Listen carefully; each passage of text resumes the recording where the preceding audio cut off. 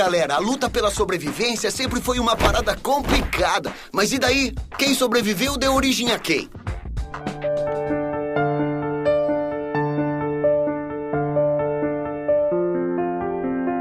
Por muitos anos, a única resposta para a nossa origem estava na Bíblia. A criação divina no livro de Gênesis.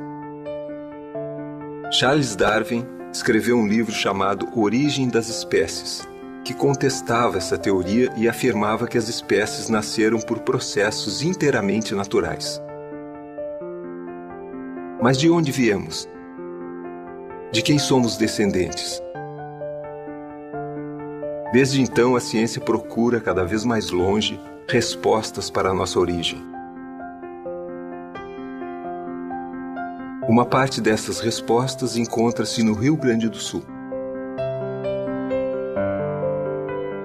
E vocês humanos, sabiam que são meus primos? A gente veio do mesmo lugar. Bom, dinossauros e mamíferos, eles têm uma origem comum, que data lá do final do período Carbonífero superior, mais ou menos uns 300 milhões de anos. A evolução da vida há 300 milhões de anos permitiu que os animais conseguissem sobreviver longe da água. Com isso, surgiram os primeiros animais que não eram anfíbios, podiam viver em terra, os amniotas. Dessa origem comum surgiram 3 grupos. Do primeiro grupo vieram os tecodontes, jacarés, pterossauros e dinossauros. E os seus descendentes diretos, as aves.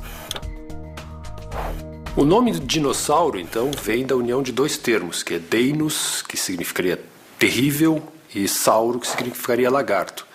Então, o nome original veio em função de que os primeiros achados eram realmente de fósseis grandes, de coisas impressionantes.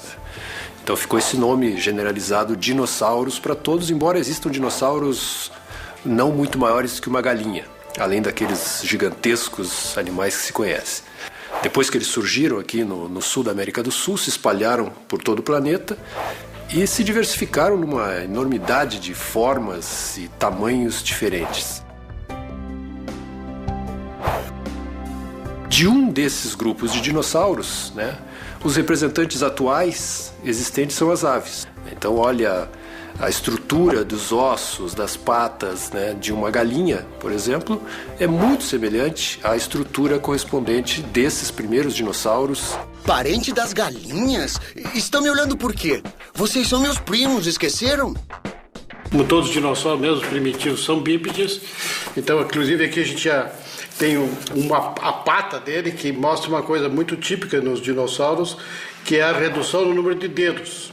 Ele tem 3 dedos bem desenvolvidos e um quarto bem reduzido, e um quinto foi perdido, porque todos os ancestrais dos dinossauros têm 5 dedos bem desenvolvidos.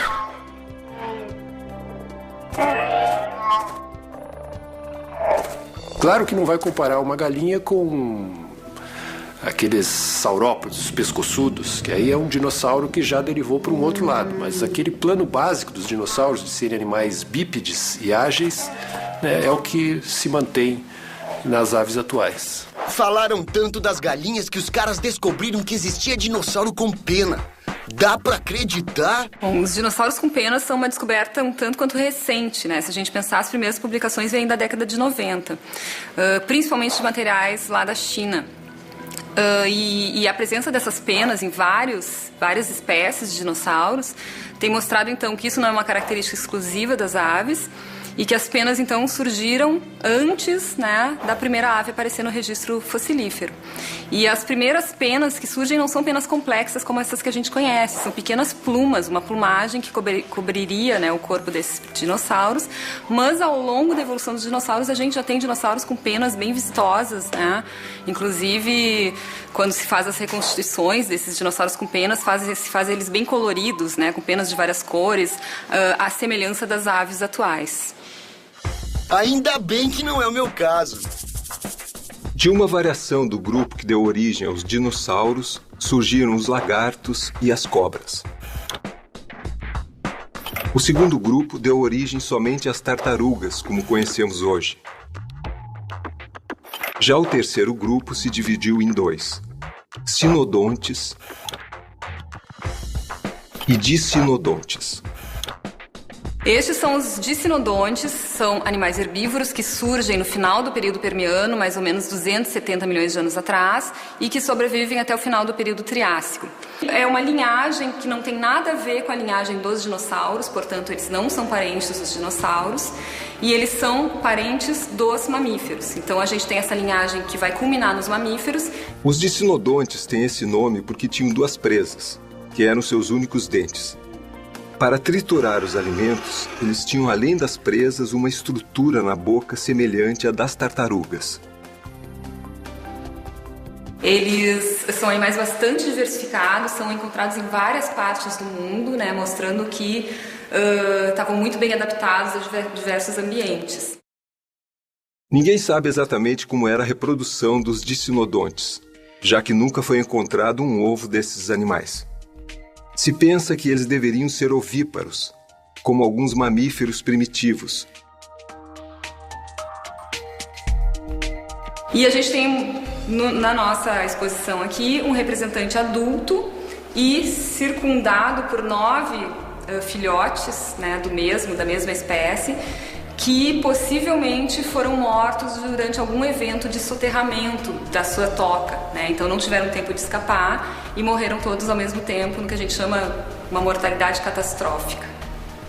A gente pode observar que esses filhotes foram preservados nas mais diversas posições, né? E existe o soneca, que foi batizado pelas crianças, que está numa posição bastante curiosa, de barriga para cima, como se estivesse se espreguiçando. Pobre do soneca, mas não vão falar na origem de vocês, é? Ficam só falando de mim, das galinhas. Estão escondendo os sinodontes. Os sinodontes, que quer dizer dentes de cão, eram predadores carnívoros e mamíferos. Esses animais tinham um cérebro maior do que os outros, do mesmo porte. Foi o grupo que deu origem aos mamíferos. Na realidade, os mamíferos são praticamente um estágio evolutivo dos sinodontes, que são extremamente abundantes no Triássico aqui do Rio Grande do Sul. O Turcido sinodonte era um desses predadores, também mamífero, carnívoro, e está na base da origem do homem. Mamíferos viveram à sombra dos dinossauros durante a Era Mesozoica.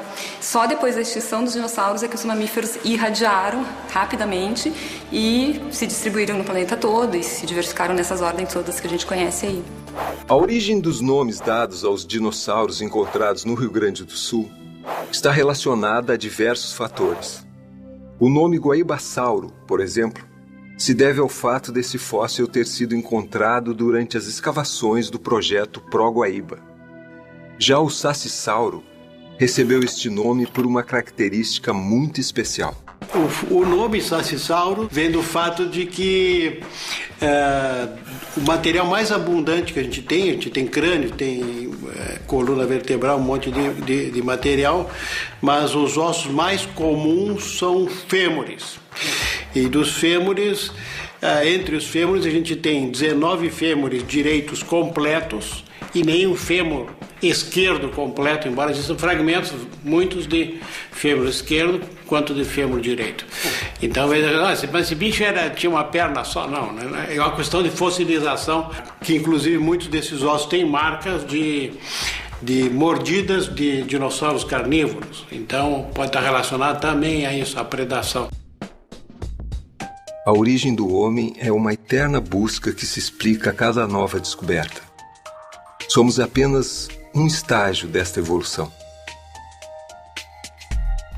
Existe uma série de fatores, muitos deles aleatórios ou fortuitos, que também condicionam a evolução dos organismos. Uma questão que intriga os cientistas hoje é tentar compreender o que vai acontecer no futuro. Qual será o futuro da Terra nos próximos 50, 100 milhões de anos? Bom, o exame do passado mostra que já existiram 2 Pangeias, né? Hoje, o que se sabe é que o Oceano Atlântico está expandindo a sua área a cada ano, o mesmo acontecendo com o Oceano Índico, e que a cada ano o Oceano Pacífico fica menor. alguns milhares de quilômetros quadrados.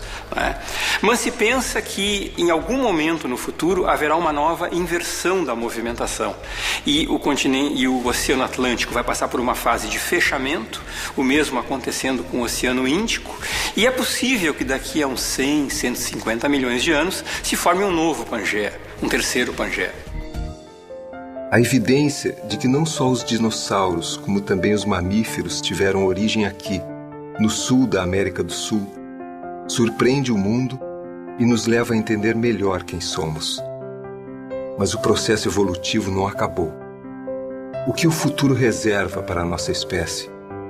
Nosso planeta é uma pequena esfera solta no espaço. Ela é tudo o que temos. É dela que dependemos.